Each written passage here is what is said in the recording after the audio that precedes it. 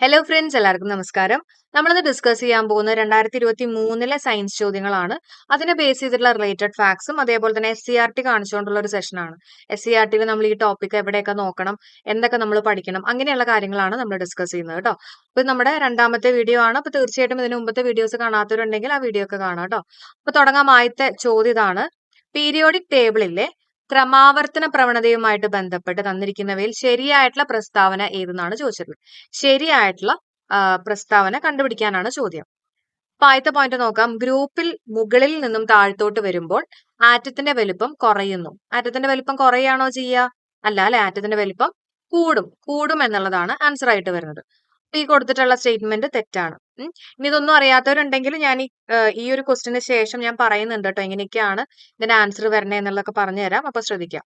ഇനി അടുത്ത പോയിന്റ് നോക്കിയേ. പീരിയഡിൽ ഇടത്തു നിന്ന് വലത്തോട്ട് വരുമ്പോൾ ലോഹ സ്വഭാവം കുറയുന്നു. അല്ലെ, ശരിയാണ്. അലോഹ സ്വഭാവമാണ് കൂടി വരുന്നത്. അപ്പൊ ഈ ഒരു പോയിന്റ് കറക്റ്റ് ആണ്. പീരിയഡിൽ ഇടത്തു നിന്ന് വലത്തോട്ട് വരുമ്പോൾ ആറ്റത്തിന്റെ വലിപ്പം കൂടുന്നു. അങ്ങനെയല്ല, ആറ്റത്തിന്റെ വലിപ്പം കുറയാണ് ചെയ്യുക. ഗ്രൂപ്പിൽ മുകളിൽ നിന്നും താഴത്തോട്ട് വരുമ്പോൾ ലോഹ സ്വഭാവം കുറയുന്നു. തെറ്റാണ്. ലോഹ സ്വഭാവം കൂടുന്നു. അപ്പൊ ഇതിൽ ശരിയായിട്ടുള്ള ആൻസർ എന്താ വരുന്നത്? ഇറ്റ് ഇസ് ഓപ്ഷൻ ബി ആണ് അല്ലെ. അപ്പൊ നമുക്ക് ഇതിനെ കുറിച്ച് കൂടുതൽ കാര്യങ്ങൾ പഠിക്കാം. അപ്പൊ അതിനു മുമ്പ് ജസ്റ്റ് ഞാൻ നിങ്ങൾക്ക് പീരിയോഡിക് ടേബിൾ കാണിച്ചുകൊണ്ട് നമുക്ക് ഇതിന്റെ ഡീറ്റെയിൽസ് നോക്കാം. അപ്പൊ ഇതാണ് നമ്മുടെ പീരിയോഡിക് ടേബിൾ. ഇതിൽ നോക്കിക്കഴിഞ്ഞാൽ നിങ്ങൾക്ക് അറിയാം, ഇങ്ങനെ കുത്തനെ എടുക്കുന്നുണ്ടല്ലോ. കുത്തനെ എടുക്കുന്നതിനെയാണ് നമ്മൾ എന്താ പറയാ? ഗ്രൂപ്പ് എന്ന് പറയാ. ഓക്കെ, കുത്തനെ എടുക്കുന്നതിന് എന്താ പറയാ? ഗ്രൂപ്പ് എന്ന് പറയും. ഈ ഹൊറിസോണ്ടൽ ആയിട്ട് എടുക്കില്ലേ, വിലങ്ങനെ എടുക്കുന്നതിനെയാണ് നമ്മൾ പീരിയഡ് എന്ന് പറയാ. ഓക്കെ, ഹൊറിസോണ്ടൽ ആയിട്ട് എടുക്കുന്നതിനെയാണ് നമ്മൾ പീരിയഡ് എന്ന് പറയാ. ഇനി നോക്കുകയാണെങ്കിൽ ഇവിടെ നോക്കിയേ, ഹൈഡ്രജൻ ഇരിക്കുന്ന കണ്ടോ? ഹൈഡ്രജന്റെ താഴെ ഇരിക്കുന്ന ആൾക്കാരെ നോക്കിയേ. ആരൊക്കെയുണ്ട്? ലിഥിയം ഉണ്ട്, സോഡിയം ഉണ്ട്, പൊട്ടാഷ്യം, റുബീഡിയം, സീഷ്യം, ഫ്രാൻഷ്യം, ഇങ്ങനെ കണ്ടില്ലേ? അപ്പൊ ഇതിലെ ഈ ലിഥിയം തൊട്ട് ഫ്രാൻഷ്യം വരെയുള്ള ആൾക്കാരെയാണ്, താഴത്തേക്കുള്ള ആൾക്കാർ കേട്ടോ. ലിഥിയം തൊട്ട് ഫ്രാൻഷ്യം വരെയുള്ള ആൾക്കാരെയാണ് നമ്മൾ ഗ്രൂപ്പ് 1 എലമെന്റ്സ് എന്ന് പറയാ. ഗ്രൂപ്പ് 1 കേട്ടോ. അപ്പൊ ഹൈഡ്രജൻ ഗ്രൂപ്പ് 1 ആളൊന്നുമല്ല. ലിഥിയത്തിന്റെ മുകളിലാണ് ഹൈഡ്രജൻ ഇരിക്കുന്നത്. എന്നാലും ഹൈഡ്രജന് ഗ്രൂപ്പ് ഒന്നും ഇല്ല എന്നുള്ള കാര്യം മനസ്സിലാക്കുക. ഓക്കെ, ഹൈഡ്രജന് ഗ്രൂപ്പ് ഒന്നും ഇല്ല. പക്ഷെ ഹൈഡ്രജന് പീരീഡ് ഉണ്ട് കേട്ടോ. ഏത് പീരീഡാ? ഫസ്റ്റ് പീരീഡിലെ. ഇവിടെ കണ്ടോ, ഫസ്റ്റ് പീരീഡിലെ എലമെന്റ്സ് ആരൊക്കെയാ? ഹൈഡ്രജനും ഉണ്ട്. ദേ ഇവിടെ കണ്ടോ, അടുത്തത് റൈറ്റ് സൈഡിൽ നോക്കിക്കഴിഞ്ഞാൽ ഹീലിയം ഉണ്ട്. അപ്പൊ ഫസ്റ്റ് പീരിയഡിലെ എലമെന്റ് ചോദിക്കുകയാണെങ്കിൽ ഹൈഡ്രജനും ഹീലിയോ ആണ് എലമെന്റ്സ് ആയിട്ട് വരുന്നത്. പക്ഷെ ഹൈഡ്രജന് ഗ്രൂപ്പ് ഒന്നും ഇല്ല എന്നുള്ള കാര്യം അറിഞ്ഞു വെച്ചേക്കാം. ഓക്കെ അല്ലേ? ഇനി നമുക്ക് നമ്മുടെ ലിഥിയം തൊട്ട് ഫ്രാൻഷ്യം വരെയുള്ള ആൾക്കാരെ ജസ്റ്റ് ഒരു ചെറിയ കോഡ് വെച്ചിട്ട് സെറ്റ് ആക്കാം. ഇനി ഓർക്കുക, ലീനയ്ക്ക് റൂബി വാങ്ങാൻ വേണ്ടിയിട്ട് ക്യാഷ് വേണം. അത് ഫ്രണ്ടിനോട് ചോദിച്ചു കേട്ടോ. ലീനയ്ക്ക് റൂബി വാങ്ങാനായിട്ട് ക്യാഷ് വേണം. അപ്പൊ എന്താ നമ്മുടെ കോഡ്? ലിഥിയം, പിന്നെ ലീന, അപ്പൊ സോഡിയം. എൻ എന്ന് പറഞ്ഞാൽ സോഡിയം ആണ്. ലീനയ്ക്ക്, കെ എന്ന് പറയുന്നത് പൊട്ടാഷ്യം, റൂബി എന്ന് പറയുമ്പോൾ റുബീഡിയം, ക്യാഷ് CS, അതുപോലെ തന്നെ ഫ്രണ്ടിനോട് ചോദിച്ചു ഫ്രാൻഷ്യം. അപ്പൊ ഇതാണ് നമ്മുടെ ഫസ്റ്റ് ഗ്രൂപ്പിൽ വരുന്ന എലമെന്റ്സ്. ഇനി നമുക്ക് ഇതിന്റെ തിയറി നോക്കാം. എന്തൊക്കെയാണ് ഇതുകൊണ്ട് ഉദ്ദേശിക്കുന്നത് എന്നുള്ള കാര്യങ്ങൾ നോക്കാം. ഓക്കെ, ഇനി നമുക്ക് ഇതിന്റെ തിയറി നോക്കാം. അപ്പോൾ ഇവിടെ നിങ്ങൾ നോക്കുകയാണെങ്കിൽ ജസ്റ്റ് ഞാൻ കൊടുക്കാം LiNaK. Liയുടെ അറ്റോമിക് നമ്പർ, നമ്മുടെ ലിഥിയത്തിന്റെ അറ്റോമിക് നമ്പർ നോക്കിയേ. മുകളിൽ എഴുതിയേക്കുന്ന കണ്ടോ? 3 ആണ് ലിഥിയത്തിന്റെ അറ്റോമിക് നമ്പർ. ഓക്കെ, അപ്പൊ ഞാൻ ഇവിടെ 3 എഴുതി. ഇനി സോഡിയത്തിന്റെ അറ്റോമിക് നമ്പർ എത്രയാ? 11 ആണ്. പൊട്ടാഷ്യത്തിന്റെ എത്രയാ? 19 ആണ്. അപ്പൊ നമുക്ക് ഇതിനൊന്ന് എഴുതി നോക്കാം. ഇപ്പൊ 3നെ നമ്മൾ 2,1 എന്ന് എഴുതും. സോഡിയത്തിന് എങ്ങനെ എഴുതും? 2,8,1 എന്ന് എഴുതും. ഓക്കെ, പൊട്ടാഷ്യത്തിന് എങ്ങനെ എഴുതും? 2,8,8,1 എന്ന് എഴുതും. അപ്പൊ ഇത് എഴുതാൻ അറിയാത്തവരുണ്ടെങ്കിൽ എന്നോട് പറയണം കേട്ടോ, ഞാൻ തീർച്ചയായിട്ടും സെപ്പറേറ്റ് വീഡിയോ ചെയ്യാം. ഓക്കെ, അപ്പൊ ഇവിടെ നിങ്ങൾ നോക്കുകയാണെങ്കിൽ ഇവരുടെ എല്ലാവരുടെയും ഔട്ടർമോസ്റ്റ് ഷെല്ലില് എത്ര ഇലക്ട്രോൺസ് ഉണ്ട്? 1 അല്ലെ. അതുകൊണ്ടാണ് ഇവരെ ഗ്രൂപ്പ് 1 എലമെന്റ്സ് എന്ന് പറയുന്നത്. ആരെയൊക്കെ? നമ്മുടെ ലീനയ്ക്ക് റൂബി വാങ്ങാൻ ക്യാഷ് ഫ്രണ്ടിനോട് ചോദിച്ചോ എന്ന് പറഞ്ഞിട്ടുള്ള ആൾക്കാരുണ്ടല്ലോ, എലമെന്റ്സ് ഉണ്ടല്ലോ. ഇവരെല്ലാം നമ്മൾ ഗ്രൂപ്പ് 1 എലമെന്റ്സ് ആയിട്ടാണ് കൺസിഡർ ചെയ്യുക. ഇനി അപ്പോൾ നമ്മൾ പറഞ്ഞു കുത്തനെ എടുക്കുന്നതാണ് ഗ്രൂപ്പ് എന്ന് പറഞ്ഞു അല്ലെ. കുത്തനെ എടുക്കുന്നതാണ് ഗ്രൂപ്പ്. ഓക്കെ, ഇനി നമ്മൾ ഇതിനെ വരയ്ക്കുമ്പോൾ ഈ 2,1 എങ്ങനെ നമ്മൾ വരയ്ക്കുക? ഇതിപ്പോ ന്യൂക്ലിയസ് ആണെങ്കിൽ ന്യൂക്ലിയസിന് ചുറ്റിനും ആദ്യം 2 ഇലക്ട്രോൺ. അപ്പൊ ഞാൻ ഇവിടെ 2 വരച്ചു. പിന്നെ അടുത്ത ഷെല്ലില് 1 ഇലക്ട്രോൺ. ഓക്കെ, അപ്പൊ ഇതാണ് ഇതിന്റെ വരച്ചു കഴിയുമ്പോൾ നമുക്ക് കിട്ടുന്നത് കേട്ടോ, ലിഥിയത്തിന്റെ കിട്ടുന്നത്. അതേപോലെ തന്നെ സോഡിയം നോക്കുകയാണെങ്കിൽ സോഡിയത്തിന്റെ 281 അല്ലെ. അപ്പൊ എങ്ങനെയാ വരയ്ക്കിയത്? ഇതേപോലെ ന്യൂക്ലിയസ് വരച്ചു, 2 ഇലക്ട്രോൺ താഴെ, പിന്നെ 8 ഇലക്ട്രോൺ അടുത്ത ഷെല്ലില്, പിന്നെ 1 ഇലക്ട്രോൺ അതിന്റെ അടുത്ത ഷെല്ലിൽ. അപ്പോൾ ഇത് നമ്മുടെ സോഡിയത്തിന്റെ ഇലക്ട്രോണിക് കോൺഫിഗറേഷൻ ആണ്. ഓക്കെ, ആദ്യം കൊടുത്തിട്ടുള്ള ലിഥിയം, പിന്നെ കൊടുത്തിട്ടുള്ള സോഡിയം. അപ്പൊ നിങ്ങൾക്ക് നോക്കിക്കഴിഞ്ഞാൽ അറിയാലോ, നമ്മൾ താഴത്തേക്ക് പോകുമ്പോൾ ലിഥിയം, സോഡിയം അല്ലെ. അപ്പൊ താഴത്തേക്ക് പോകുന്ന അനുസരിച്ചിട്ട് എന്ത് പറ്റി? സൈസ് കൂടി കൂടി വരല്ലേ. ലിഥിയത്തിനേക്കാളും സൈസ് കൂടുതലാണ് സോഡിയത്തിന് അല്ലെ. അപ്പൊ സോഡിയത്തിന് സൈസ് കൂടി. ഇനിയിപ്പോ ഞാൻ പൊട്ടാഷ്യം വരയ്ക്കുമ്പോൾ ഈ സോഡിയത്തിനേക്കാളും കുറച്ചും കൂടെ വലുതായിട്ടായിരിക്കും പൊട്ടാഷ്യം വരിക. അപ്പൊ നമുക്ക് മനസ്സിലായി, ഗ്രൂപ്പില് എന്ത് കൂടി? ഷെൽസ് കൂടി. ഇവിടെ നോക്കിയേ, ഇവിടെ ആദ്യത്തെ കേസ് ആണെങ്കിൽ 2, 1, അപ്പൊ 2 ഷെല്ല്. ഇനി അടുത്ത കേസ്, സോഡിയത്തിന്റെ കേസ് നോക്കുകയാണെങ്കിൽ 1, 2, 3, 2, 8, 1 അല്ലെ. അപ്പൊ 3 ഷെല്ല്. ഇനി പൊട്ടാഷ്യത്തിന്റെ കേസ് നോക്കുകയാണെങ്കിൽ 4. അപ്പൊ ഗ്രൂപ്പില് താഴത്തേക്ക് പോകുന്ന അനുസരിച്ചിട്ട് സൈസ് കൂടും, അതേപോലെ തന്നെ ഷെൽസിന്റെ എണ്ണവും കൂടും. ഇത്രയും ഓക്കെ അല്ലേ? ഇനി ഞാൻ പറഞ്ഞ കാര്യം ശ്രദ്ധിച്ച് കേൾക്കാം കേട്ടോ. അതായത് ഇത് നമ്മുടെ ന്യൂക്ലിയസ് ആണല്ലോ, നമ്മുടെ ന്യൂക്ലിയസ്. Okay, nucleus.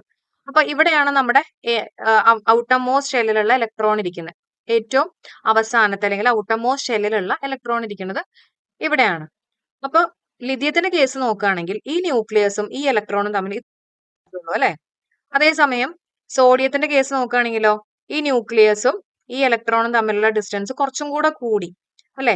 ഇനി ഞാൻ പൊട്ടാഷ്യം വരയ്ക്കുകയാണെങ്കിൽ കുറച്ചും കൂടെ വലുതാവും. ഞാൻ ഇല്ല, പൊട്ടാഷ്യം കൂടെ വരയ്ക്കുകയാണെങ്കിൽ കുറച്ചും കൂടെ ദൂരം കൂടും.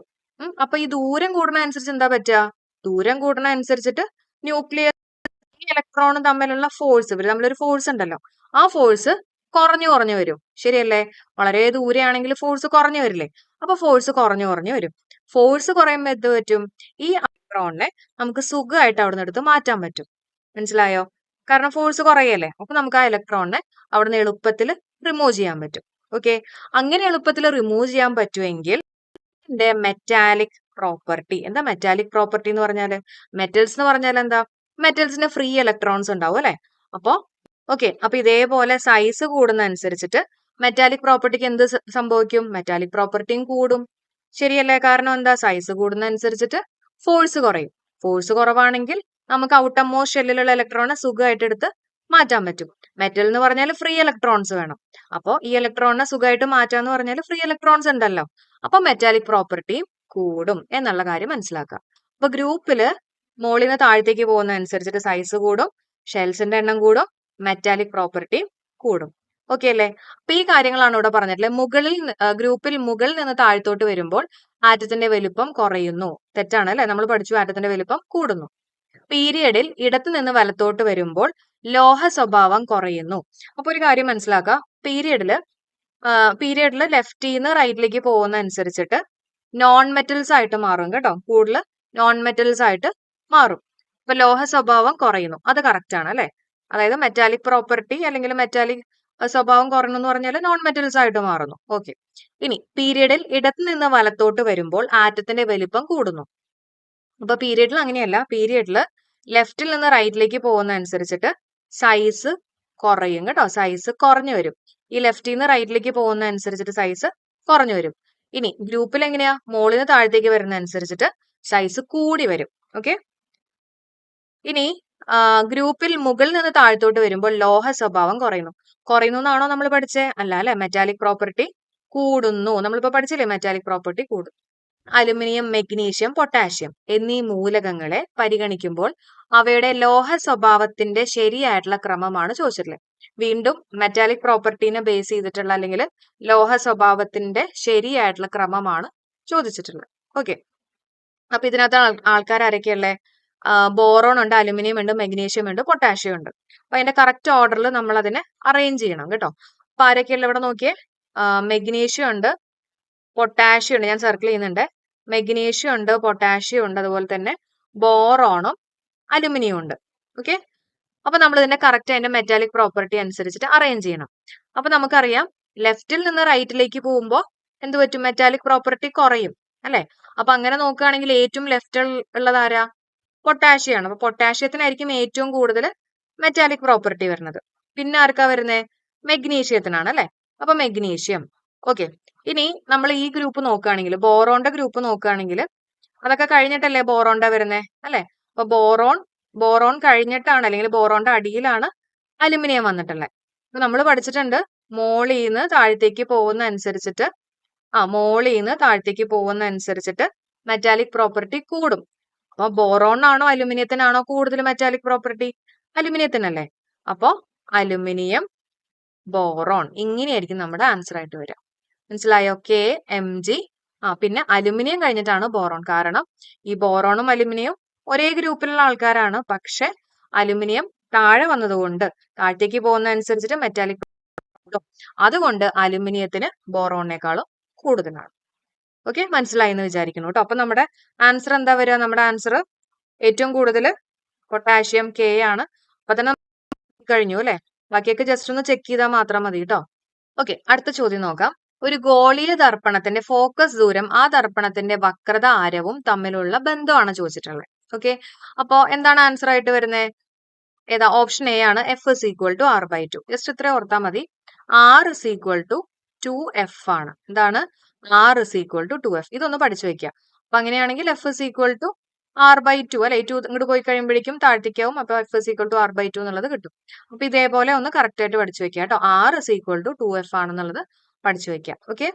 ഓക്കെ, അപ്പൊ പലരും എൻ്റെ അടുത്ത് പറഞ്ഞിരുന്നു ഇതിനെ ബേസ് ചെയ്തുള്ള ന്യൂമറിക്കൽസ് ചെയ്യാവോ എന്ന് ചോദിച്ചു. അപ്പൊ നമുക്ക് തീർച്ചയായിട്ടും അടുത്ത ക്ലാസ്സിലെ ന്യൂമറിക്കൽസ് ഞാൻ സെറ്റ് ആക്കട്ടെ. ഞാനപ്പോ അതിന്റെ ക്വസ്റ്റ്യൻസ് ഒക്കെ ഒന്ന് പ്രിപ്പയർ ചെയ്തുകൊണ്ടിരിക്കുകയാണ്.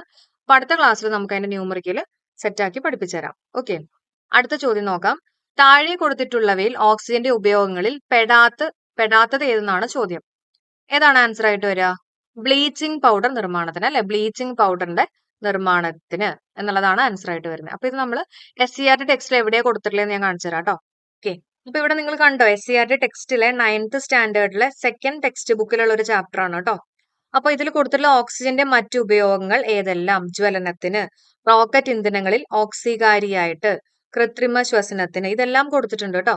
അപ്പൊ ഇത് തന്നെയാണ് നമ്മളോടും ചോദിച്ചിട്ടുള്ളത്. ഇതിൽ പെടാത്തത് ഏതെന്നുള്ളതാണ് നമ്മളോട് ചോദിച്ചിട്ടുള്ളത് അല്ലെ. ബ്ലീച്ചിങ് പൗഡർ നിർമ്മാണത്തിന്. മനസ്സിലായോ? അപ്പൊ ഇതേപോലെ SCERTക്ക് ഇമ്പോർട്ടൻസ് ഉണ്ട്. അപ്പൊ ഓരോന്ന്, അപ്പൊ ഇവിടെ നമ്മൾ ഓക്സിജന്റെ ആണ് പറഞ്ഞിട്ടുള്ളത്.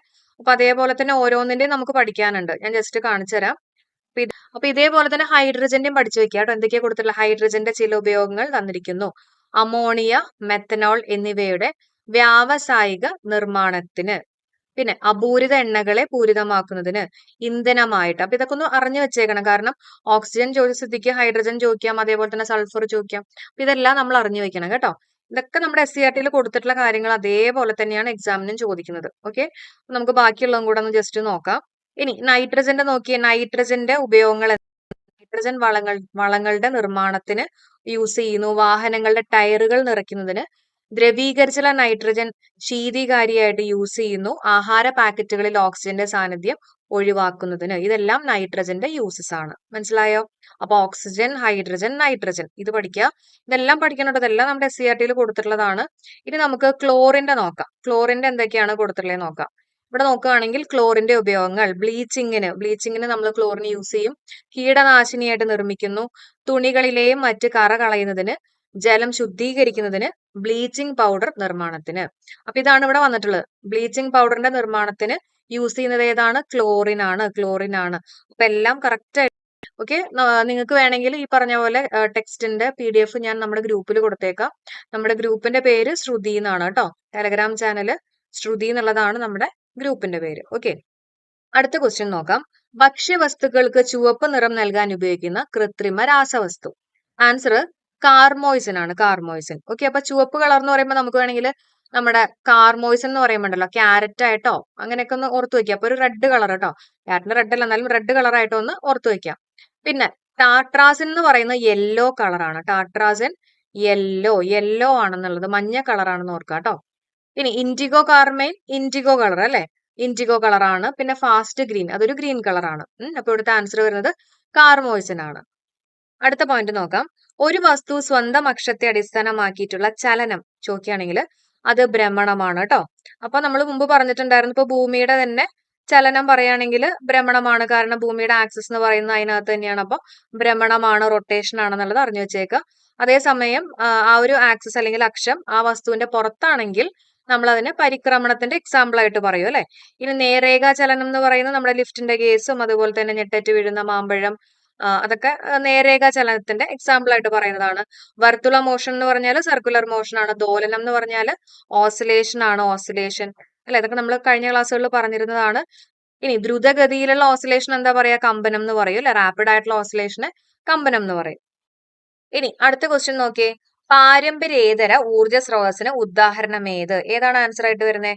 പാരമ്പര്യേതര എന്ന് പറയുമ്പോൾ കാറ്റ്, തിരമാല അല്ലെ? ഇത് രണ്ടുമാണ് എക്സാമ്പിൾ ആയിട്ട് വരുന്നത്. ഓക്കെ, സൗരോർജം, കാറ്റ്, തിരമാല. അപ്പൊ ആൻസർ വരുന്നത് 1 and 2 ആണ് കേട്ടോ. അല്ലെങ്കിൽ പാരമ്പര്യ ഊർജ സ്രോതസ്സുകൾ, അതായത് കൺവെൻഷണൽ എനർജി സോഴ്സസ്. ഓക്കെ, അപ്പൊ അതിന്റെ എക്സാമ്പിൾ ആയിട്ട് വരുന്നത് ഏതൊക്കെയാണ്? പെട്രോൾ ഉണ്ട്, ഡീസൽ ഉണ്ട്, മണ്ണെണ്ണ ഉണ്ട്, ടാറ്, LPG, ഇങ്ങനെയൊക്കെയുള്ളതാണ് അതിന്റെ എക്സാമ്പിൾ ആയിട്ട് വരുന്നത്. ഇതിലെന്താ പറയുന്നത്? കോടിക്കണക്കിന് വർഷങ്ങൾക്ക് മുമ്പ് പ്രകൃതി പ്രതിഭാസങ്ങൾ മൂലം മണ്ണിനടിയിൽ വളരെ ആഴത്തിൽ അകപ്പെട്ടു പോയിട്ടുള്ള ജൈവാവശിഷ്ടങ്ങളിൽ നിന്നാണ് പെട്രോളിയം ഉണ്ടാകുന്നത്. സസ്യങ്ങളുടെ അവശിഷ്ടങ്ങളിൽ നിന്നാണ് കൽക്കരി ഉണ്ടാകുന്നത്. ഇവ ഫോസിൽ ഇന്ധനങ്ങൾ എന്നറിയപ്പെടുന്നു. ഇത്തരം ഇന്ധനങ്ങൾ ഉപയോഗിച്ച് തീർന്നാൽ പുനഃസ്ഥാപിക്കാൻ കഴിയാത്തവയാണ്. മനസ്സിലായോ? ഇത്തരം ഇന്ധനങ്ങൾ ഉപയോഗിച്ച് തീർന്നാൽ പുനഃസ്ഥാപിക്കാൻ കഴിയാത്തവ. ഇവ പാരമ്പര്യ ഇന്ധനങ്ങൾ എന്നറിയപ്പെടുന്നു. ഓക്കെ, ഇത്തരം ഇന്ധനങ്ങൾ ഉപയോഗിച്ച് തീർന്നാൽ പുനഃസ്ഥാപിക്കാൻ കഴിയാത്തവയാണ്. അപ്പൊ അതിന്റെ എക്സാമ്പിൾ ആയിട്ട് വരുന്നതാണ് പെട്രോൾ, ഡീസൽ, മണ്ണെണ്ണ, ടാർ, LPG. അപ്പൊ ഇതൊക്കെയാണ് നമ്മുടെ പാരമ്പര്യ ഊർജ സ്രോതസ്സുകളിൽ പെടുന്നത്. ഇനി പാരമ്പര്യേതര ഊർജ സ്രോതസ്സാണ് നമ്മളോട് ചോദിച്ചിട്ടുള്ളത്. അപ്പൊ അതിന്റെ എക്സാമ്പിൾ ആയിട്ട് വരുന്നത് സൗരോർജം, കാറ്റ്, തിരമാല, ഇതൊക്കെയാണ് അതിന്റെ എക്സാമ്പിൾ ആയിട്ട് പറയുന്നത്. എന്നിവ എത്ര ഉപയോഗിച്ചാലും തീർന്നു പോകാത്ത ഊർജ സ്രോതസ്സുകൾ. അപ്പൊ അതിനെയാണ് നമ്മൾ പാരമ്പര്യേതര ഊർജ സ്രോതസ്സുകൾ എന്ന് പറയുന്നത്. അപ്പൊ കറക്റ്റ് ആയിട്ട് പഠിച്ചു വെക്കുക കേട്ടോ. പാരമ്പര്യേതര എന്ന് പറയുമ്പോൾ ഏതൊക്കെയാ വരുന്നത്? സൗരോർജം, കാറ്റ്, തിരമാല, ഇതൊക്കെയാണ് അതിന്റെ എക്സാമ്പിൾ ആയിട്ട് വരുന്നത്. അപ്പൊ ഞാൻ ഓർത്തു വെച്ചേക്കുന്നത് പാരമ്പര്യേതര എന്ന് പറയുമ്പോണ്ടല്ലോ കുറച്ചും കൂടെ വലുതല്ലേ? അപ്പൊ കുറച്ചും കൂടെ അല്ലെ, കുറച്ചും കൂടെ നീളം കൂടുതലല്ലേ? പാരമ്പര്യ ഊർജ സ്രോതസ്സിനേക്കാളും കുറച്ചും കൂടെ നീളം കൂടിയതല്ലേ പാരമ്പര്യേതര എന്ന് പറയുമ്പോൾ അല്ലെ? അപ്പൊ കുറച്ചും കൂടെ വലിയ ആൾക്കാരാണെന്ന് വിചാരിക്കാം. നമ്മുടെ സൗരോർജവും കാറ്റും തിരമാലയും എന്നുള്ള രീതിയിൽ ഓർത്തു വെക്കാം കേട്ടോ. അപ്പൊ ഇതായിരുന്നു നമ്മുടെ എക്സാമിന് ചോദിച്ചിട്ടുണ്ടായിരുന്നത്. ഇനി അടുത്ത ക്വസ്റ്റ്യൻ. ആറ്റത്തെ സംബന്ധിച്ച ചില പ്രസ്താവനകൾ താഴെ തന്നിരിക്കുന്നു. അവയിൽ ശരിയായിട്ടുള്ളത് കണ്ടെത്താനുള്ള ചോദ്യം. ആറ്റത്തിന്റെ കൂടുതൽ ഭാഗവും ശൂന്യമാണ്. ശരിയാണ്. ആറ്റം വൈദ്യുതപരമായിട്ട് നിർവീര്യമാണ്. കറക്റ്റ് ആണ്. ആറ്റത്തെ വിഭജിക്കാൻ കഴിയില്ല. തെറ്റാണ് അല്ലെ? ആറ്റത്തെ വിഭജിക്കാൻ കഴിയും. എല്ലാ ആറ്റങ്ങളുടെയും ന്യൂക്ലിയസിന് ഒരേ സാന്ദ്രതയാണ് ഉള്ളത്. അത് ശരിയാണ് കേട്ടോ. എല്ലാ ആറ്റങ്ങളുടെയും ന്യൂക്ലിയസിന് ഒരേ ഡെൻസിറ്റി അല്ലെങ്കിൽ സാന്ദ്രതയാണ് ഉള്ളത്. അപ്പൊ ആൻസർ വരുന്നത് 1ഉം 2ഉം 4ഉം ആണ്. സോ നമ്മുടെ ആൻസർ ഇട്ട് ഓപ്ഷൻ ബി ആണ്. ഇനി നമുക്ക് SCERT എന്താ കൊടുത്തിട്ടുള്ളത് നോക്കാം. ഓക്കെ, അപ്പൊ ഈ ഒരു ടോപ്പിക് എന്ന് പറയുന്നത് നമ്മുടെ SCERT ക്ലാസ് 9ത്തെ ആറ്റത്തിന്റെ ഘടന എന്ന് പറഞ്ഞിട്ടുള്ള ചാപ്റ്ററിൽ വരുന്നതാണ്. അപ്പൊ ഇതിൽ അറിയാം നമ്മൾ ഈ SCERTയുടെ ബോക്സുകൾ ഉണ്ടല്ലോ, അത് ക്ലിയർ ആയിട്ട് പഠിക്കുക. അതിൽ തന്നെയാണ് മിക്കവാറും ചോദ്യങ്ങൾ ചോദിക്കുന്നത് കേട്ടോ. ആറ്റത്തിന് ന്യൂക്ലിയസ് എന്നൊരു കേന്ദ്ര ഭാഗമുണ്ട്. ആറ്റത്തിന്റെ വലുപ്പമായിട്ട് നോക്കുന്ന സമയത്ത് ഈ ന്യൂക്ലിയസിന്റെ സൈസ് കുറച്ചും കൂടെ ചെറുതാണ് അല്ലെ? ന്യൂക്ലിയസിന്റെ വലിപ്പം വളരെ കുറവാണ്. ആറ്റത്തിന്റെ മുഴുവൻ പോസിറ്റീവ് ചാർജും മാസും ഏകദേശം പൂർണ്ണമായിട്ടും ന്യൂക്ലിയസിലാണ് കേന്ദ്രീകരിച്ചിരിക്കുന്നത്. അത് കറക്റ്റ് ആയിട്ട് മനസ്സിലാക്കുക. ഒരു ആറ്റത്തിന്റെ മുഴുവൻ പോസിറ്റീവ് ചാർജും അതിന്റെ മാസും എവിടെയാണ് അത് കേന്ദ്രീകരിച്ചിട്ടുള്ളത്? അതിന്റെ ന്യൂക്ലിയസിനകത്താണെന്നുള്ളത് മനസ്സിലാക്കുക. അതേസമയം ന്യൂക്ലിയസ് ആറ്റത്തിന്റെ സൈസ് വെച്ച് നോക്കുമ്പോൾ തീരെ ചെറുതാണെന്നുള്ള കാര്യം മനസ്സിലാക്കുക കേട്ടോ. ഇനി ഇലക്ട്രോണുകൾ ന്യൂക്ലിയസിന് ചുറ്റും വൃത്താകൃതിയിലുള്ള ഓർബിറ്റലിൽ വളരെ വേഗത്തിൽ പ്രദക്ഷിണം ചെയ്യുന്നു. അപ്പൊ ഇതെല്ലാം നമുക്ക് പഠിക്കാനുള്ളതാണ്. വളരെ ഇമ്പോർട്ടന്റ് ആയിട്ടുള്ള ഒരു ചാപ്റ്റർ ആണ്. അല്ലെങ്കിൽ 9th സ്റ്റാൻഡേർഡിലെ കെമിസ്ട്രി വളരെ ഇമ്പോർട്ടന്റ് ആണ്. എല്ലാവരും ആ 2 ടെക്സ്റ്റിലത്തെയും ഇമ്പോർട്ടന്റ് ആയിട്ടുള്ള, പ്രത്യേകിച്ച് നമ്മുടെ ആറ്റത്തിന്റെ ഘടന, അതേപോലെ തന്നെ പീരിയോഡിക് ടേബിൾ, ഇതെല്ലാം കറക്റ്റ് ആയിട്ട് പഠിച്ചു പോവാ കേട്ടോ. അടുത്ത ചോദ്യം നോക്കാം. ചില ആസിഡുകളുടെ ഉപയോഗങ്ങൾ താഴെ തന്നിരിക്കുന്നു. ഇവയിൽ തെറ്റായിട്ടുള്ള ജോഡി ചേർത്തിരിക്കുന്നത് കണ്ടെത്തുക. ഇതിൽ ഏതാണ് തെറ്റായിട്ടുള്ള ജോഡി എന്നുള്ളതാണ് ചോദ്യം. അപ്പൊ നമുക്ക് ആദ്യം നോക്കാം. സൾഫ്യൂരിക് ആസിഡ് സ്റ്റോറേജ് ബാറ്ററിയാണ്. ശരിയാണ് അല്ലെ? സൾഫ്യൂരിക് ആസിഡ് സ്റ്റോറേജ് ബാറ്ററിയിൽ യൂസ് ചെയ്യുന്നു. ടാനിക് ആസിഡോ, ടാനിക് എന്ന് പറയുമ്പോൾ മഷി, തുകൽ ഇവയുടെ നിർമ്മാണം. ഓക്കെ, അപ്പൊ മഷിയുടെ ഒക്കെ ഒരു ടാൻ വന്നു എന്നൊക്കെ നമുക്ക് പറയാം അല്ലെ? നമ്മൾ പറയില്ലേ സൺ ടാൻ, അതേപോലെ തന്നെ മഷിയുടെ ഒക്കെ ഒരു ടാൻ വന്നു എന്ന് പറയാം. അപ്പൊ ടാനിക് ആസിഡ്, മഷി, പിന്നെ തുകൽ ഇവയുടെ നിർമ്മാണം. അസറ്റിക് ആസിഡ് രാസവളങ്ങളുടെ നിർമ്മാണം ഏതാണ് നമ്മൾ പറയുന്നത്? അസറ്റിക് ആസിഡ് ആണോ? അല്ല. നൈട്രിക് ആസിഡും അതേപോലെ തന്നെ സൾഫ്യൂരിക് ആസിഡ് കേട്ടോ. നൈട്രിക് ആസിഡും സൾഫ്യൂരിക് ആസിഡും ആണ്. അപ്പൊ ഇതാണ് ഇവിടുത്തെ മിസ്റ്റേക്ക് എന്ന് പറയുന്നത്. പിന്നെയുള്ളത് സിട്രിക് ആസിഡ് എന്ന് പറയുന്നത് ഭക്ഷ്യവസ്തുക്കൾ കേടുകൂടാതെ സൂക്ഷിക്കാനായിട്ട് നമ്മൾ യൂസ് ചെയ്യുന്നു. അപ്പൊ ഇത് SCERT ടെക്സ്റ്റിൽ അതേപോലെ തന്നെ ബോക്സിൽ കൊടുത്തിട്ടുണ്ട്. വിനാഗിരിയിൽ എന്തിനൊക്കെയാ യൂസ് ചെയ്യുന്ന? അച്ചാറുകളിലും മറ്റു ഭക്ഷ്യവസ്തുക്കളിലും. അത് നിങ്ങൾക്ക് അറിയായിരിക്കുമല്ലോ വിനാഗിരി. പിന്നെ സിട്രിക് ആസിഡ് ഉണ്ട്. സിട്രിക് ആസിഡ് ഭക്ഷ്യവസ്തുക്കൾ കേടുകൂടാതെ സൂക്ഷിക്കാൻ. സിട്രിക് ഭക്ഷ്യവസ്തുക്കൾ കേടുകൂടാതെ സൂക്ഷിക്കാനായിട്ട്. പിന്നെ നൈട്രിക് ആസിഡ് അത് രാസവളം, പെയിന്റ്, ഡൈ തുടങ്ങിയവയുടെ നിർമ്മാണത്തിന് ട്ടോ. നൈട്രിക് ആസിഡും അതേപോലെ തന്നെ സൾഫ്യൂരിക് ആസിഡും. ഇനി സൾഫ്യൂരിക് ആസിഡ് മോട്ടോർ വാഹനങ്ങളിലെ ബാറ്ററി അതും പഠിച്ചു വെക്കുക. സൾഫ്യൂരിക് ആസിഡ് മോട്ടോർ വാഹനങ്ങളിലെ ബാറ്ററി ആയിട്ട് യൂസ് ചെയ്യാം. ടാനിക് ആസിഡോ ടാനിക്, മഷി, തുകൽ എന്നിവയുടെ നിർമ്മാണം. അപ്പൊ നിങ്ങൾക്ക് നോക്കിക്കഴിഞ്ഞാൽ അറിയാം നമ്മുടെ SCERT കൊടുത്തിട്ടുള്ള അതേ ബോക്സ് ആണ് നമ്മളോട് എക്സാമിന് ചോദിച്ചിട്ടുള്ളത്. അപ്പൊ SCERT കാണുന്ന ഒരു ബോക്സും ഒഴിവാക്കണ്ട, മാക്സിമം പഠിച്ചു പോകാൻ ശ്രമിക്കുക കേട്ടോ. ഓക്കെ, അപ്പൊ ഇത്രയും കാര്യങ്ങളാണ് നമുക്ക് ഇന്നത്തെ ഈ ഒരു സെഷനിൽ ഡിസ്കസ് ചെയ്യാനുള്ളത്. അപ്പൊ തീർന്നിട്ടില്ല, ഇനിയും നമുക്ക് കുറെ കാര്യങ്ങൾ ഡിസ്കസ് ചെയ്യാനുണ്ട്. അപ്പൊ നിങ്ങൾ പറഞ്ഞ പോലെ തീർച്ചയായിട്ടും ഞാൻ ന്യൂമറിക്കലിലെ ക്ലാസ് ചെയ്യാം. അടുത്ത ക്ലാസ് ഞാൻ സെറ്റ് ആക്കാം കേട്ടോ. ഓക്കെ, അപ്പൊ ഇന്നത്തെ ക്ലാസ് നിങ്ങൾക്ക് എല്ലാവർക്കും യൂസ്ഫുൾ ആയിട്ട് തോന്നിയിട്ടുണ്ടെങ്കിൽ ഒന്ന് ലൈക്ക് ചെയ്യാൻ മറക്കണ്ട കേട്ടോ. അതേപോലെ തന്നെ എല്ലാവരുടെ അഭിപ്രായങ്ങളൊക്കെ ഒന്ന് പറഞ്ഞേക്കുക. സബ്സ്ക്രൈബ് ചെയ്യാത്ത ആരെങ്കിലും ഉണ്ടെങ്കിൽ നമ്മുടെ ചാനൽ സബ്സ്ക്രൈബ് ചെയ്യാൻ. നമുക്ക് കൂടുതൽ വീഡിയോസ് ആയിട്ട് പിന്നെ കാണാം. എല്ലാവർക്കും bye. Thank you so much for supporting.